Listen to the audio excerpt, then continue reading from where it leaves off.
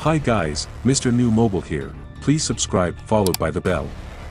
So, a guide on how to connect Apple Watch to Galaxy phone. Apple really has them beat at the smartwatch game. Though early Apple Watches had mixed reviews, the newest generation of Apple's technological accessories has really come into its own. Whereas Wear OS and the Galaxy Watch have some great features and some watches we really love, Apple's watches generally have better battery life and more advanced features than what we've seen on Google's side of things. You can pair an Apple Watch with an Android phone, but as you might expect, there are many limitations, as Apple has already stated that you can only sync with an Apple Watch with the iPhone, and that's mostly true since the pairing app only exists on iOS.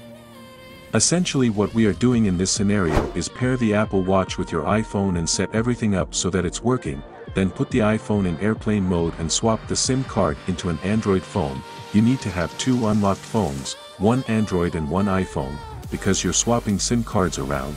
Unless you have two SIM cards for the same carrier, this will only work on unlocked phones.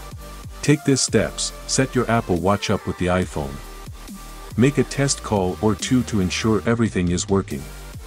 Put the iPhone into airplane mode so it cannot reach out. Turn off the Apple Watch. Swap the SIM from the iPhone to your Android phone and boot it up. Turn on the Apple Watch.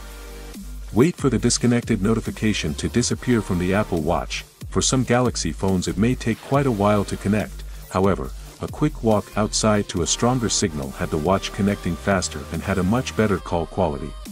You could ask Siri to call contacts on your phone as long as you used the name saved on the SIM, not on the phone. The call quality was good, with a strong signal, although, you couldn't get Siri to do much else aside from sending a message and checking the weather. There are some limitations and setbacks. Once connected, you should be able to make and receive calls and use Siri to perform some basic functions. The two devices are not directly communicating, they are instead using the network to communicate, which is why only the very basic functions are possible with this method. You will not be able to use any of the more advanced functions of the Apple Watch.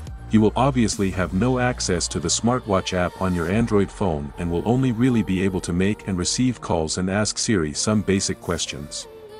Voice commands can be used to make calls as long as you use the name the contacts are saved as on your SIM and not your Android phone.